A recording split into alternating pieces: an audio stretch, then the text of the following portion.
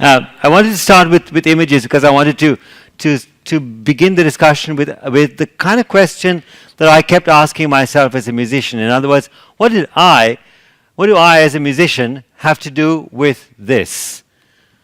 If I go back, is there anything I can do to contribute, to make a contribution to the lives of people who live in poverty, as with this girl who's in a slum in India, or with this example of homelessness and disability in the United States, with the incarceration situation of people who are dying or disabled, or this shanty town, very impoverished shanty town in Peru, or that example of also poverty in Europe.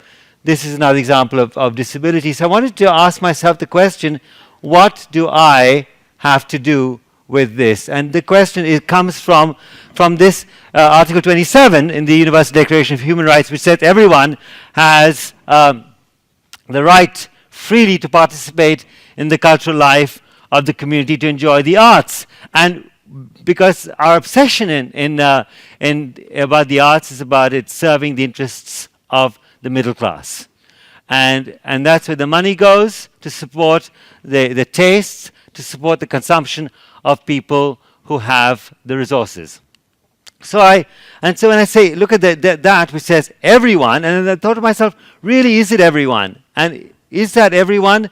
And who do we include, and who are we excluding in the arts in terms of resources? I particularly look at this statistics, the 2.5 million American prisoners. Are we including them? They're part of the constituency with which I work. The 52 million children in India who are underdeveloped. And even though we recognize that we are genetically hardwired, as human beings, our full humanness is understood by being able to create and make art, not as consumers, not as clients of the arts. But for 50,000 years, we have made art. And now, of course, we consume more than any time in the history of humankind. And so I looked at these and I thought, here are the kinds of people who we tend to forget. And I put all of us, many of us would probably recognize the first label, which is temporarily able, because you're only temporarily able, because at some stage you're going to be disabled, or you're going to be dying, or you're going to be terribly sick, and will have reduced access to the arts. And so I looked at these people and I thought to myself, what am I doing as a musician to include or exclude these constituencies? And then when we look at the way in which the arts are structured, I had a couple of examples to show you. Well, in traditional societies, the arts are fundamental to the way in which communities exercise themselves. Look at this example of a community gathering in India where, by the way, I was introduced as Portuguese, the name was Portuguese, and I thought, here, I better clarify this. People think, okay, André de Quadros, his Portuguese name, where does he come from? Well, I just want to tell you I'm Indian. But we have been victims of Western colonization, and as part of that, we were forced to take on Portuguese names. So even though I have a Portuguese name, I'm Indian. So it's a bit of a contradiction. People always think, oh, he must be Spanish or Portuguese. So anyway, here's a group of women in India who are participating in a community arts event. And in my looking at the way in which the arts exist in multiple communities, in diverse ways, I looked at the way in which they exist in underprivileged settings. Take this one. If you look at these are the kinds of ways in which arts exist in a way to mobilize communities, to console, to inspire, to solve, to help to solve problems, and to protest. And I wanted to draw your attention to this as an example of protest because this is the Muslim Brotherhood Choir, which was a group of men I was in contact with.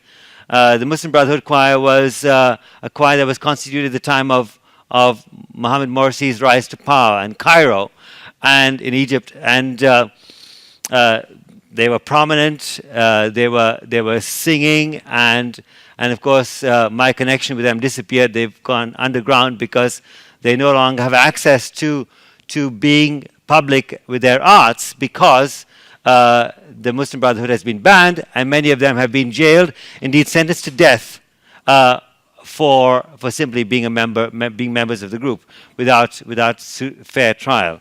So these were examples of, if you look at those, we think about the arts in Western society as the Athenian model, the Grecian model of art, as being an object of contemplation, an object of beauty.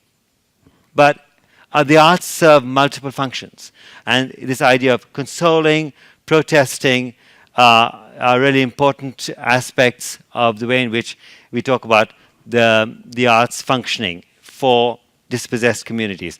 So I need the next PowerPoint, and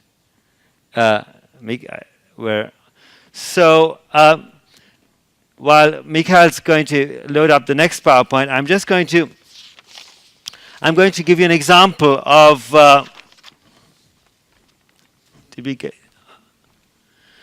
so here we have, these are the kinds of communities I've been working with. So I've been looking at incarceration because that's my work takes me to American prisons. So with 5% of the world's population, the US has 25% of the world's prisoners. And nearly 1 in 3 African American males aged 20 to 29 is under some form of criminal supervision. Get this, nearly 1 in 3 African American young men. And the number of American women has increased by 640% in prison. And it should come as no surprise to you that the majority of the women who are in that increased statistic are black women and poor. So there's no mistake here that in America we have a struggle, a fight against the black and the poor. So I asked myself about incarceration. I also asked myself about public health. What is the arts doing about public health? And I'll come to that, to possible solutions in a moment. I'm going to discuss the argument. I'm going to give you some examples, and I'm going to invite you after that, the last 15 minutes or so, to interrogate me and disagree with me and give me your own insights if you like. But I looked at this because as an Indian, I thought, what are the arts doing about the 1.8 million deaths among children? And we talk about India as being such an economic power, but the situation of poverty in India is so desperate. And then I looked at the poverty in the United States, the world's richest country, that takes a message of its superiority all over the world, and we have 13.4 to 16.5 million Americans living in poverty. And that, what surprised me, of course, is that most Europeans don't even know the full extent of poverty on this continent, which is pretty alarming. That's 16.4% of the European population. I mean, I'm not saying 16.4% of Sweden, but I'm talking about on the European continent. So, and of course it varies depending on country, age, gender, and so on. I'm going to read to you a particular story that informed a lot of my work on this, which is called the story of the Marias of Brazil. And this comes from Augusto Boal's Aesthetics of the Oppressed, or the Theatre of the Oppressed. And some of you might be familiar with Paulo Freire's Pedagogy of the Oppressed. And this work, Augusto Boal's work, comes from the Theatre of the Oppressed. So I'm going to read this to you. It's a long quotation, a long story, and journey with this story with me. And so I'll give it to you. And he says, I'm quoting, these are his words. He says, "We have a group of housemaids. They are called Maria. Maria this, Maria that, Maria something. They are called Marias of Brazil. And they are housemaids, real housemaids. They work like a housemaid, and the only day they have free is Sunday. So they come to the theater, and they practice the theater, they present their plays. And once they wanted to do theater inside the theater. They said, what you tell us is that we do theater, but we play in churches, we play in the streets, but not a theater. We want to go in the theater. And I said, yes, but if we go there, we are not going to have the rituals of the theater in which you pay tickets. We will have to offer the tickets for nothing. And they said, no, but we want to see the curtain going up. We want to be in a real building. And then we did that.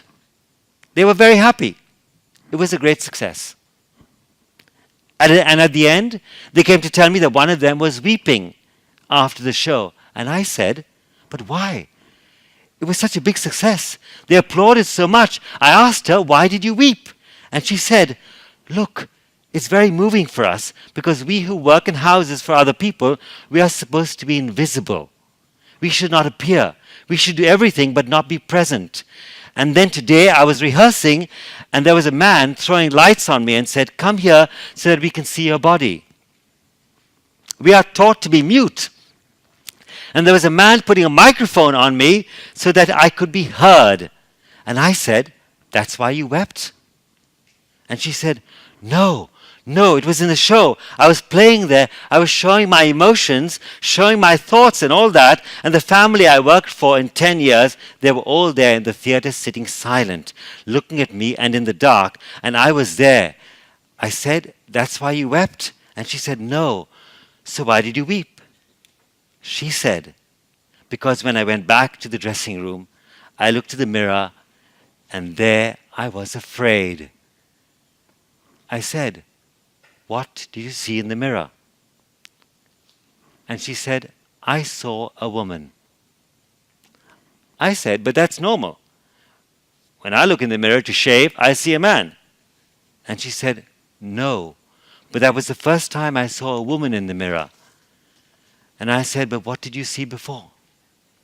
And she said, before I saw a housemaid. Now I saw a woman.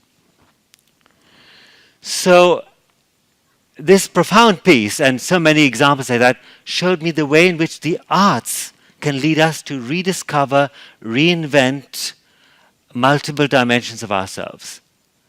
And I want to give you another example of an elderly African-American man who I worked with for 2 years in an American prison. And he wrote this: men disregard the potential of my African mind. Trialed, sentenced, and convicted as my hawk's wings are clipped, as human justice is derailed, my new slavery condition is jail. And neither have I wings to fly to justify my being what I believe in the crimes against me, my black face, some can call treason, and injustice that has touched us deeply in the history of time. His justice has never been designed to be mine as an African American. So I wanted to, well, I'm sorry about this slide. It's sideways, but it doesn't matter. I thought that that might happen because it's funny. But I'm going to give you an example of no, you don't have to turn your head sideways, so I'm going to read it out to you. Don't worry. I know Sweden's at the different hemispheres, so I thought maybe it might go. No, I didn't think that.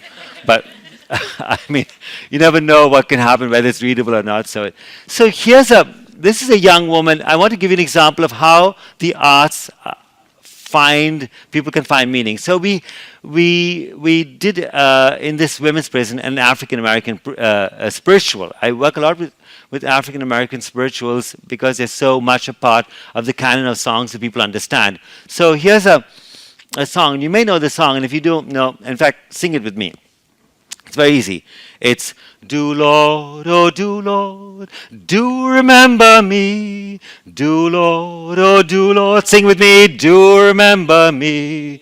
Do Lord, oh do remember me. Way beyond the blue. So it's do Lord, oh do remember me. Do Lord, do remember me? Do Lord, Lord, remember me? Way beyond the blue. Sing it with me. Again, here we go. And do Lord, oh do Lord, do remember me. Do Lord, oh do Lord, do remember me.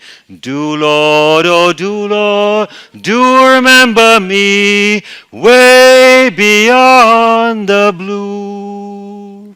And so I asked the women after that, I said, what might the blue mean? What's the blue? And some of them said, very quickly, I said, what is the blue? And some said sky, some said the ocean, some said river, some talked about heaven, liberation, freedom, salvation, death, all those kinds of things. And so I asked them if they would write immediately the first words that came for them about what way beyond the blue might mean. And this is what one of the young women wrote, and I'm going to read it out to you. She wrote, minutes now feel like eternity. She's in prison, mind you. This young woman is in prison. She's writing this. Minutes now feel like eternity. Always you are out of reach, beyond my grasp, swallowed whole, so far beyond the blue. How quickly sorrow comes to song, and it drags the meaning forth from everything, and I die to say I missed you. I'd lay it bare to say I cared, but my heart still wears its wanting way beyond the blue. This is the men's prison in which we work in two prisons. This is the men's prison. It's Norfolk men's prison just outside Boston, where we have 1,500 prisoners, and where there are 1,500 prisoners. I don't have them. Of which 700 have been convicted for life. And this is the women's prison where we work. I work with two of my colleagues, Jamie Hillman and Emily Howe, two young, promising American musicians. This is the women's prison, the only women's prison in Boston. And these are the two prisons in which we've been working for the best part of 3 or more years. This is also another shot of the women's prison. I wanted to make this point because what we have happening in both these prisons are extreme examples of torture. Almost all the men and women we work with have been tortured, and the system of torture in American jails and prisons is really shocking. And I gave you these before, but I'm giving them to you again because I want to make sure that the full scale of the human rights disaster in the United States of America is beyond parallel, beyond equal in the world. And you can see this. Here is an example of the breakdown by race and ethnicity, right? So you can see this is just in terms of proportion: black, Latino, and white. A white man convicted of an average sentence for a violent crime is 58 months. For a violent crime, white man gets approximately 58 months. A black man gets approximately the same sentence for a non-violent offense. So it's clearly a situation where race and poverty are critical factors in this, and racism is still alive and strong in the United States. We've developed an approach that's consistent with in these prisons with the work that we've been doing that's based on Augusto Boal's Theatre of the Oppressed, called Empowering Song. This is an example I just gave you here with that young woman developing that poem was an example of this empowering song approach. I wanted to show you this because our work in empowering song is not only about song, but about song being a channel for self-discovery through a number of different modalities. So we write poetry, we create works of art. Sometimes they have to cut their hair to create paintbrushes and dissolve M&Ms. Do you know what M&Ms are? You do know what M&Ms are? Yes. You have them in this country? Oh, So American globalization has taken over here as well. Sorry to see me, you have McDonald's as well. So anyway, but so they dissolve M&Ms to make paint, and they cut their head to make paintbrushes, and they produce these remarkable pieces that you see here. Here's an example of a mural we did in the women's prison, and you can see in there the LGBT sign, you know the one I'm talking about, the rainbow sign. Yes. Sorry. How come they don't get paint? How come they don't get paint? Oh, that's a good question. Yeah, please stop me if you have any questions at any stage. So they don't get paint because they're not even allowed to fold paper. I was informed recently that everything can be constituted as a weapon, or I don't know if paint has certain chemical properties, perhaps. But they produce. It's astonishing to see what people can produce with so little resources, and so they're able to do that. And we took materials in for them to create this mural, and that's an example of the work that the women did in the women's prison.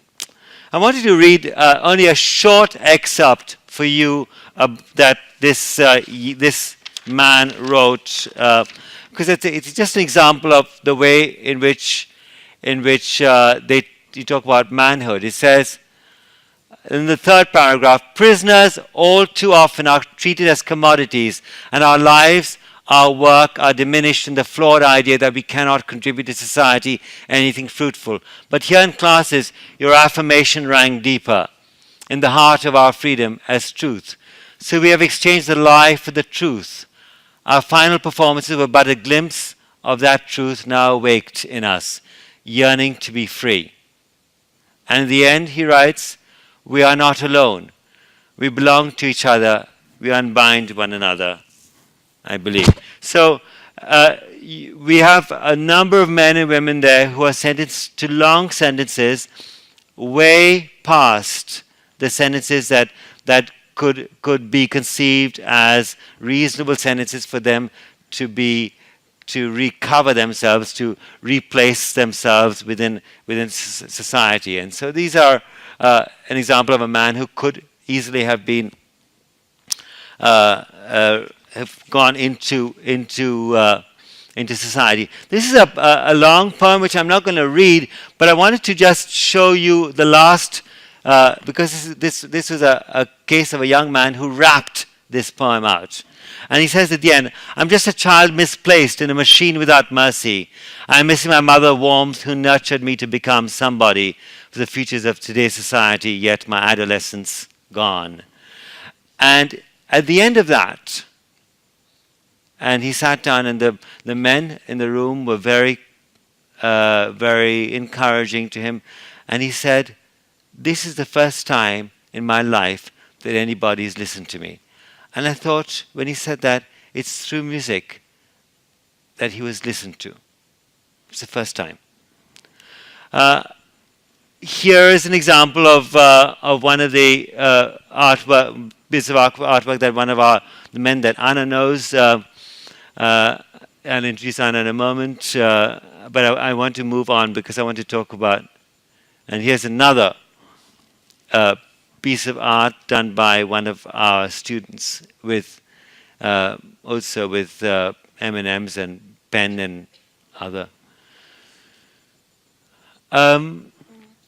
One of the men was subjected to sexual abuse, and he writes about that. He says, I love music. It has become my bridge to the world. A child given up at birth, sexually abused from the age of 6 to 8, dealing with abandonment and trust issues. Then he writes, a professor's consoling hug to a wounded child of 52. He described himself as a wounded child of 52.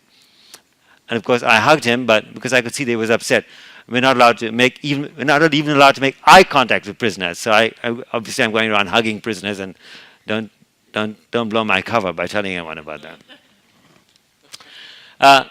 So I wanted to move away from incarceration to talk about public health, and a few years ago, because I was interested in how the arts might work in a public health situation. So we identified, my colleagues and I, the Canyon Ranch Institute, we identified 2 very impoverished shanty towns in Lima, Peru, where the household hygiene was so critically bad that people's mortality who lived there was deeply endangered.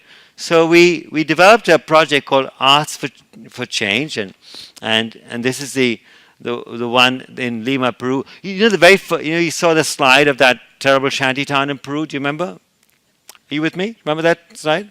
So that's where we situated this project. And what we did is every week we performed a telenovela. You know what a telenovela is? A soap opera. You know what a soap opera is? Yes? Yes, unfortunately. Okay, well, it's what sucks people into come along. Except that the underlying story of the soap opera was household hygiene, and it was tragic that in the course of our performances in the shanty towns, there was a child who died as a result of lack of hygiene, and it in some sense that also mirrored our story, which is also tragic. But what we discovered at the end of these performances, weekly performances, week after week, is that there was a significant difference in the behavior and the habits of people in these shanty towns with respect to household hygiene. And so these are it's a very complicated team of people who we had microbiologists, we had artists, we had theater people working together, and then this is a combined project which had a big impact on that community. So that was a public health project. I'm taking you now to another part of the world. I'm taking you to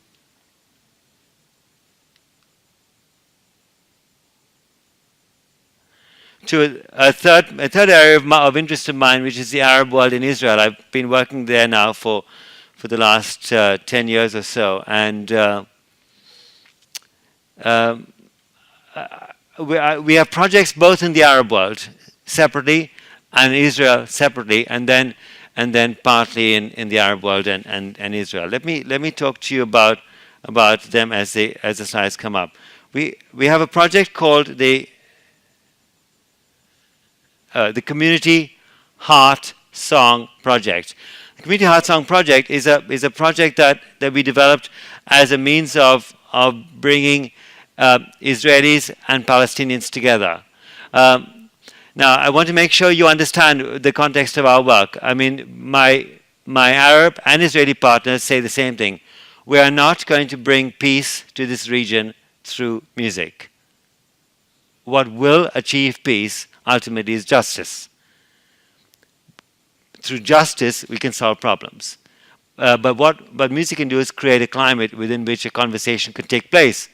And so I want to make sure people understand this point because very often people say, well, if people could only sing together, then they wouldn't fight each other. And of course, that's not true, because as one of my Palestinian friends, yes, we can sit together, we can eat together, and after that we can kill each other. So we're not making the case. We are not making the case that singing together will bring peace. We're making the case that singing together can bring about possibly understanding. I beg your pardon? Yeah, the Palestinians who participate in this meetings. From where in Palestine?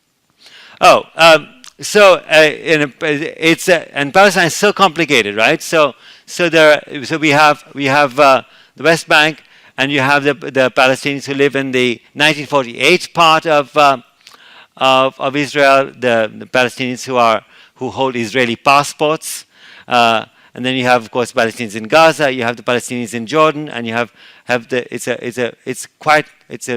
Palestinians in Jerusalem, it's such a complicated mosaic when we talk about Palestinians that it is very complicated. So does that answer your question? Yeah, please. I'm happy to. Let me finish, and then we'll have a discussion. Because what I was doing is quoting what he said, right? And what's happening here? So what our work is working in these three areas that we're talking about: community, heart, and song. In other words, working with emotion, working through song, working through the arts, and working through building communities. And as you can see on both sides, we have this. Now, in this particular slide, we have Palestinians from Galilee. They are Palestinians who hold Israeli passports, and you have the Israelis who are who are Jewish Israelis from Israel.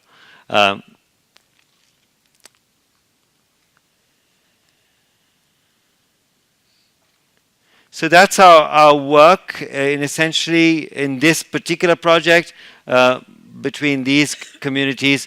And this is a particular focus in between Palestinians who are Israeli citizens and Israelis as well. I should also point out that it's also within the Arab communities.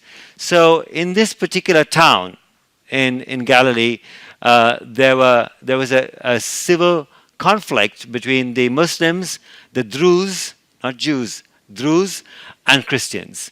And the Community Heart Song Project brought together young children from these three communities to work together, to be together, to make music together. This is a group that of young people, well, not so young anymore, who are from Galilee, from this town, small Arab town in Galilee, and they have been working together as part of this Community Heart Song Project, also working towards building a relationship between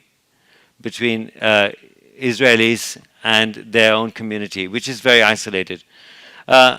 We started last year to work in the West Bank, the Edward Said National Conservatory of Music, and here's a project we started to work not between Israelis and Palestinians, but just simply working with people in the West Bank to give them opportunities to develop themselves as communities within themselves, to work with their teachers and their community leaders to be more understanding of the needs of children in community music. Now, I want to go over to the Arab choral initiative that we started a few years ago. And we started this with Swedish partnership, and it's actually it's very important that I say that because of course we happen to be here, and one of our main organizers of that event was Bus Nielsen, Bo Nielsen, who's here. And we started 2008 with this project. We brought together in the middle of the Iraq War community choirs from Iraq, Syria, Lebanon, Palestine, and Jordan, and from these five places. And in those days, it was possible to come from Syria by road. It was very difficult to come from Iraq by road, but we brought this choir from Iraq, from Baghdad by bus to Amman and back safely. So we had these 2008, and then we continued to repeat that. And now this coming year, in 2015, our work is going to build an international regional group. One of the things that non-Arabs fail to understand is that the Arab world is so divided by political borders that don't necessarily belong, and that Arabs feel very much divided from their own families and their own people. So this isolation, which is created by these borders that the British and the French created, the Syrians feel like one community very often, share common heritage with Lebanese, with the people from Jerusalem or the people from other parts of the Arab world, but they can't travel, they can't see each other, they can't visit each other. I mean, the Arabs I showed you earlier from from Galilee. They can't go to Lebanon, even though their families live in Lebanon. It's very difficult for the Arab communities to be together, experience what it means to be Arab. And so this initiative provides a platform by which the Arabs can be together. It's not about Arabs and Israelis, but it's just about Arabs and Arabs being together. So part of our work is to allow opportunities for Arabs to be together. We are also wanting to start a project with Syrian refugee children, and we particularly are mindful that these large refugee camps in Amman, in Jordan, have a situation where children are so deprived of opportunities, vulnerable to sexual traffic, vulnerable for lack of education.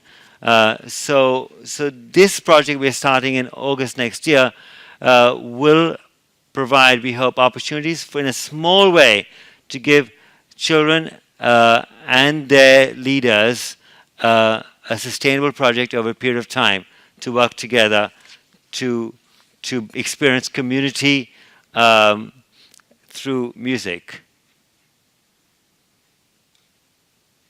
And I'm coming to the end because I want to make sure I leave time for your questions and discussion. This is essentially what I wanted to talk about here, was this sense of that we need to give voice. So that's where I think that when it comes back to the talk about music and the arts as a human right, what can all of us do as artists, as educators, and as citizens? But we talk about giving voice to people who are dispossessed through the arts, their dispossession, their poverty, their suffering. And essentially, we, as we know very well, the fact that we're standing here speaks about our privilege and the responsibility of working empathically. So I'm going to finish with another small story, and then I'm going to ask for your questions after that. But the last story is about it'll speak for itself. Let me read it to you. So it's a story high up in the Bolivian mountains. A team from a bank had visited a village to examine the feasibility of building a dam. The team leader, realizing that there were unspent funds, asked a group of the Indians what gift they would like. The elders responded, "We need new musical instruments for our band." "Maybe," replied the bank team spokesman, "you didn't understand.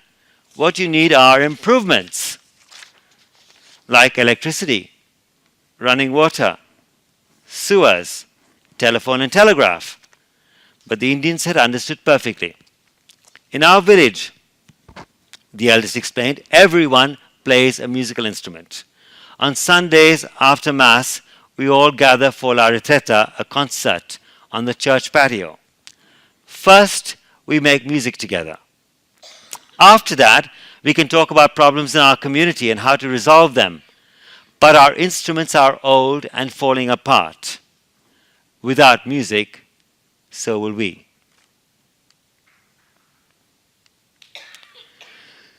So I wanted to present you with some examples of different projects that are happening in which we're exploring the way in which the arts are bringing people together to mobilize communities, to let them understand their situation, to experience oneness, to reimagine,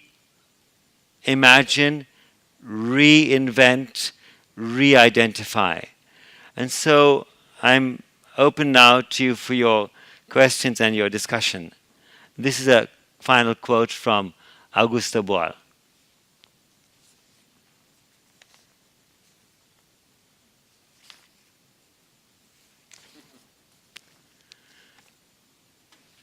Questions? I would like to introduce my two colleagues here. By the way, my two very dear Swedish colleagues. So one I already mentioned, Bo Nilsson, who's works at the Erik Erikson International Choral Center. He was one of the prime movers for this project that I mentioned, the Arab Choral Initiative that we started Aswatuna in 2008. And so I'm happy that you're here working with me together as we work forward with many things, and maybe you might like to say something about both of you. I'd like to introduce Anna Larsdotter Persson, who's the managing director of the Erik Erikson International Choral Center, and perhaps you might like to say something about the work that we're doing together there. I should also mention that Anna came to the men's and the women's prisons in Boston on 2 occasions. And it was a really wonderful and extraordinary revolutionary experience for the men and the women. Anna is a singer, and she sang for the men and the women in a small room about 1/10, 1/20th the size of this, and it was a life-changing experience for them. So I don't know if you want to add anything and say anything. To anything that I've said, or add anything.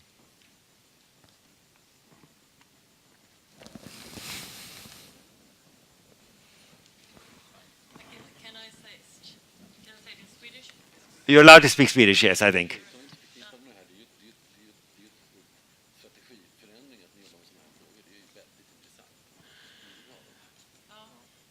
Jag kan bara kort. Mikrofon! Ja. Är det någon som talar högre? Men när streamen så går det. Nej. Då har Joel mikrofonen där borta.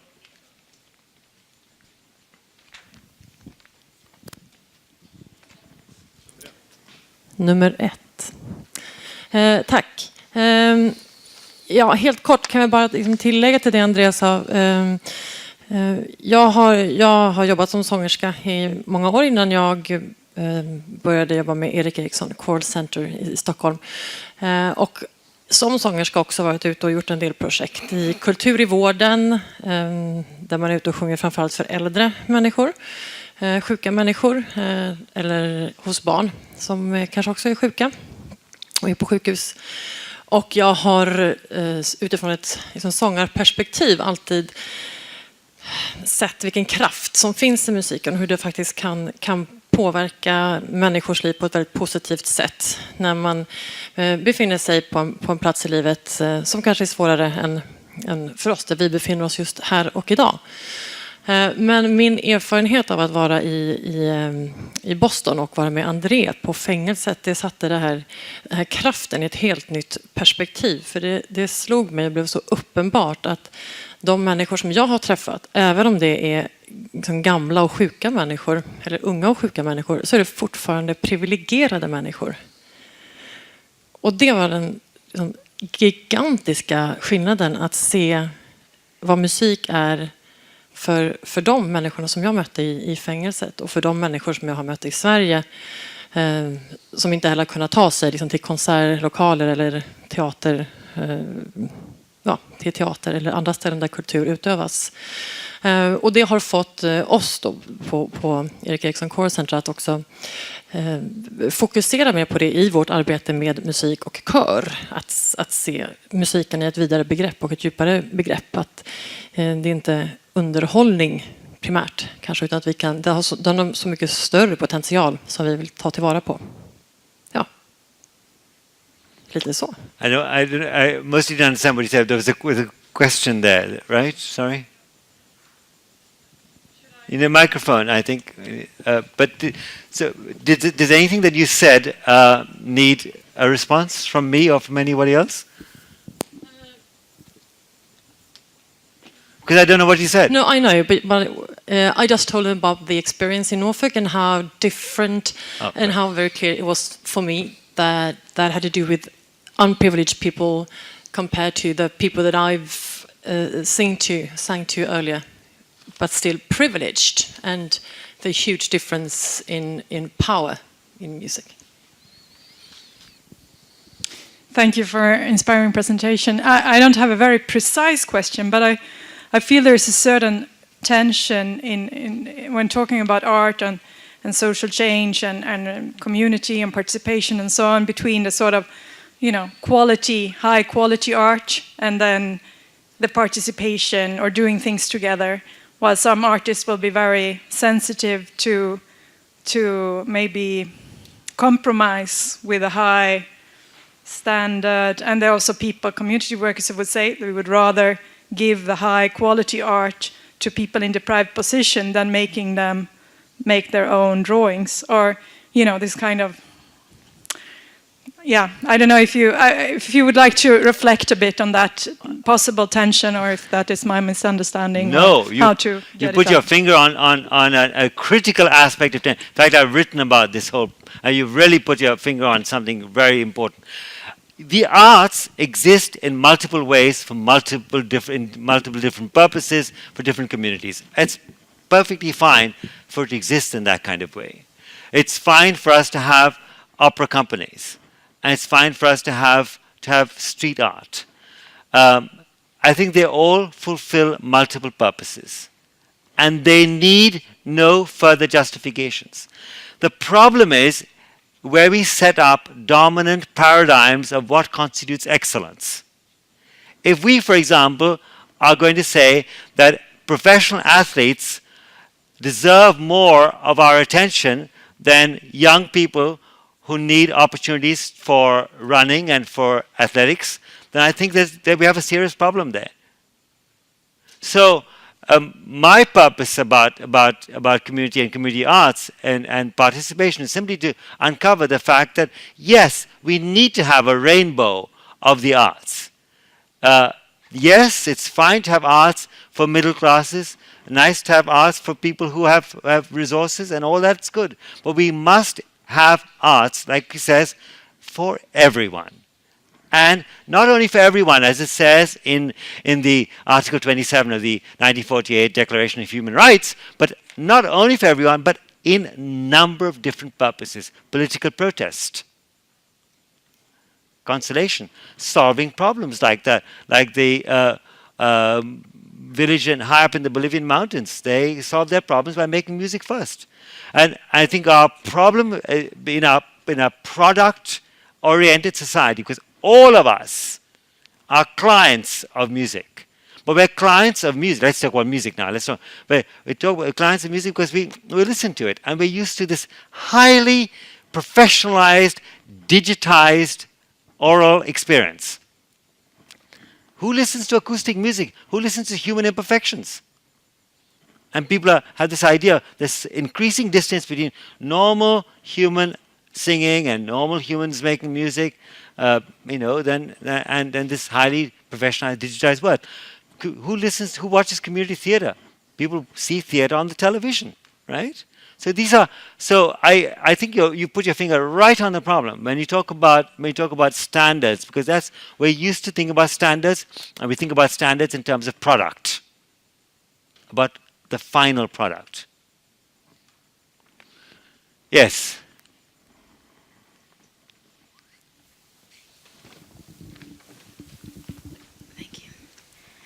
First of all, thank you very much for your presentation. It's given me a lot to think about.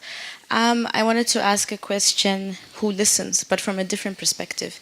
I was just wondering, in your experience and in your opinion, we've already spoke, you mentioned giving voices and the personal development that the prisoners have experienced, but I also wanted to find out, to what extent do you think that this expression of music and art actually has power?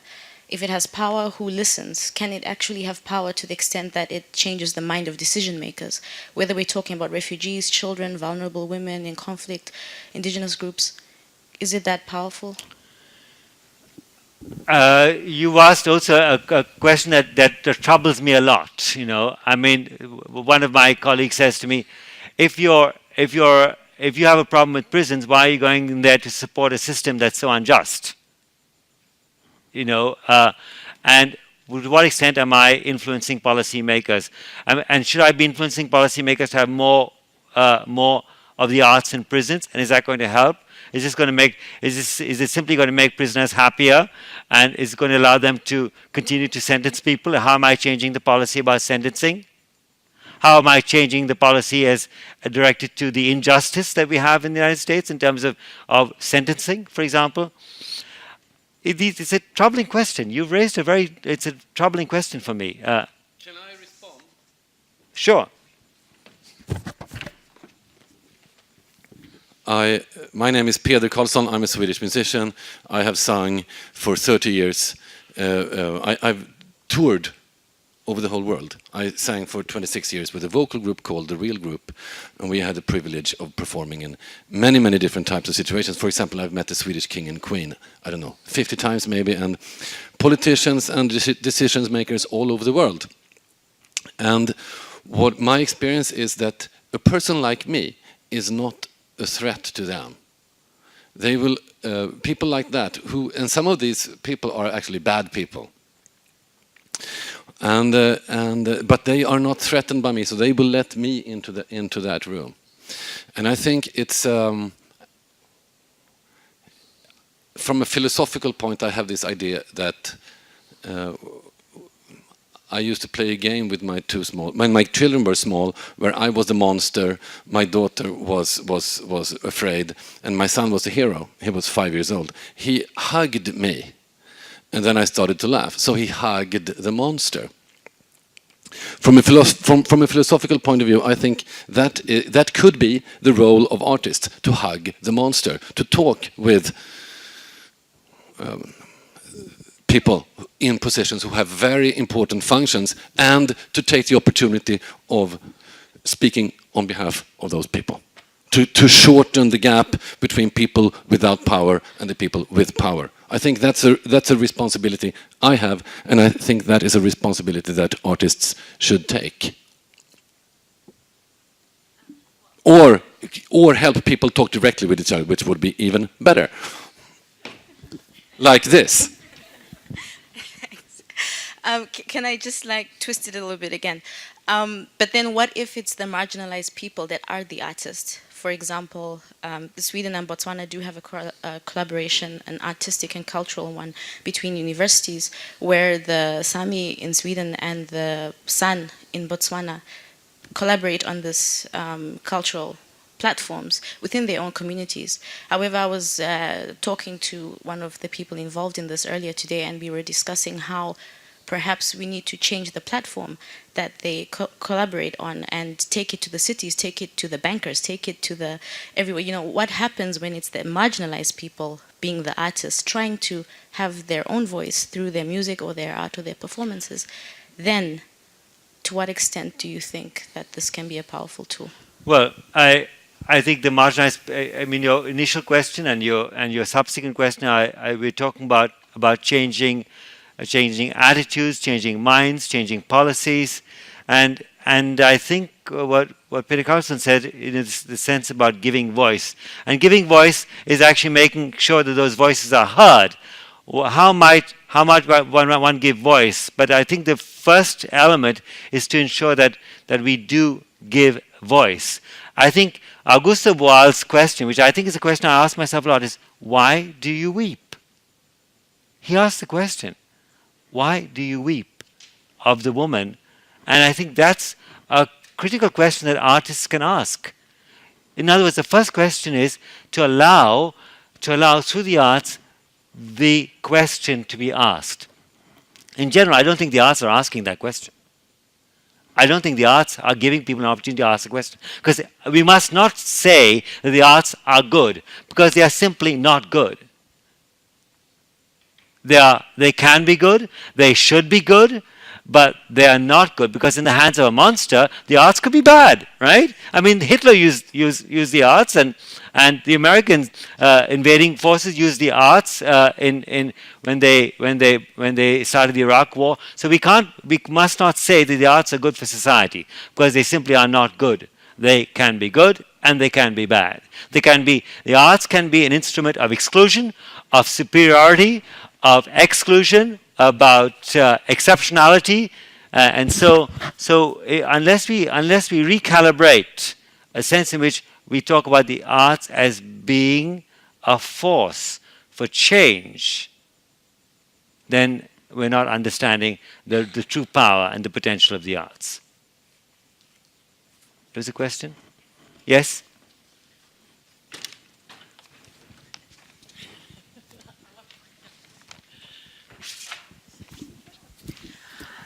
Thank you for your presentation. But I have a question about your supreme aim. Is it like the aim, like just to hug a monster, or the aim is to change the murder and make saint from the murder, or aim is to show society that these people in prison are people as well as we are? What is the supreme aim? Thanks. I don't think there's a super aim. I think that every context, every project has a different purpose. So if I give the example of the work in the prisons, our purpose there is not to change the official prison policy. We have a signed protocol with the prisons that we're not changing prison policy. I'm not in negotiation with the government, state government, on policy. Our purpose is simply to work with prisoners, to give them the chance to understand themselves, to work towards change, to work towards living with incarceration, because some of them are never going to be released. Some of them will be there for their whole lives. And so we are there to allow them to experience their humanness. Because, as I said in Article 27, everyone is entitled to the access to the arts. Why should somebody in prison be denied access to the arts? There doesn't need to be any other aim than that. So that's if I talk about the prison, it's simply an access equity issue. It's a rights issue. It's not a need issue. I'm not saying they need the arts. That would involve somehow a patronizing attitude. I'm talking about the fact that they need access to the arts. Okay, André. Yes. We have a last question, and I hope you can. I will try to make it short. So. Yeah. First, thank you for the very interesting presentation, and it was really nice listening to you. I'm quite sure that you are familiar with many different opinions about, since you worked in this project that includes participants, Israelis and Palestinians, and I'm quite sure that you know what, because I asked you that the Palestinians who joined this project, are they from Gaza, West Bank, or are they from what you called Israel? So I do respect all of what you said, but when it comes to me as a Palestinian who refers to the question of Palestine, to the situation in Palestine as a colonial situation that has been in Palestine for 66 years or more than this, and then people still talk about projects or art things that can break the ice or break the barriers between Palestinians and Israelis. And the problem for me is with people who are not familiar with the situation there, with people who don't know that me from Gaza can't go to the West Bank, me if I am from the West Bank I can't go to Israel, with people who forget that there is violence within the land that is called Israel between Palestinians who live there and Israelis without even these checkpoints. I mean, without this wall, without, I mean, not even, I mean. Absolutely right. Exactly. You understand me? Absolutely. I'm sure. Exactly. Yeah, I'm sure. But when it comes to art, when we say art to serve humanity, art for the best of this world, of course we say excluding Israel for many reasons. For many reasons, I met an Israeli musician in the summer in Avesta in Sweden, and he was talking about his project with an artist from Gaza. But the thing is that first, any meeting between a Palestinian and an Israeli, like me, a Palestinian who have been living 25 years in refugees camp in Gaza, I can't understand and I can't imagine, and of course none of you will understand the feeling of I mean, a meeting with an Israeli and Palestinian from Gaza, for instance, and then the Israeli will go back to Tel Aviv or to these, I mean, semi-European Israel, and then I will go back to the refugees camp in Gaza. I mean, where is justice and where is equality with that? This is one thing. I am definitely, I mean, I'm definitely, I hope that there will be peace. But you raised a very important point with, do you think that peace is possible without justice? This is the very important question for me. I mean, no, I agree with you completely. I know that. Yes. I know. I can understand that you agree with me. I mean, I'm not trying to. I mean, I'm just trying to explain to the audience. I mean that when it comes to Israel, the civil society, the Palestinian civil society, called for something called a cultural boycott of Israel. This was one way of us as Palestinian activists to put pressure on the Israeli government, and this is. I mean, this contradicts what all of you, I mean, what all of you are discussing when it comes to projects, I mean, cultural projects in Israel. I mean, I don't have to mention all the artists who refuse to go and perform in Israel because we call for this, because we, the oppressed people, the people who live under settler colonialism ask for this. And there are many artists who say it crystal clear that we will not go and sing in Israel until it ends the occupation of the land. I mean, this is, of course, with reference to human rights, and international law. So the situation is not normal. I respect all of these things. I mean, it's very easy for me to understand that the people in Sweden cannot. Maybe it's hard for some people to understand this if they are not involved in the question of Palestine. This is one thing. And one last thing is that when you say Arab, when you say Arabs and Israelis, I mean, you misexplain the idea that before colonialism, I mean, before the 1948, there was Jewish Arab living in Palestine, and they are Jewish. And Israel is, I mean, the main conflict is about recognizing Israel as a Jewish state. And the question of Arabs living in Israel, I mean, Jewish Arab living in Israel is very, very complicated because there is discrimination against Arabs, even if they are Jews. So, whereas, I mean, yeah, well, I will stop now, but really, I mean, it was really interesting. Nothing you said is a problematic for me. No, but it's problematic for me. I mean, no. But I mean, I identify with you. I'm sure. Okay, it's no. So we need to absolutely fine. I'm with you. I'm with you all the way. I'm with you. It's no problem. I think. Thank you very much. Thank you. And. Yeah, there is no question, so there is no answer. But thank you also. Thank you very much. Thank you. But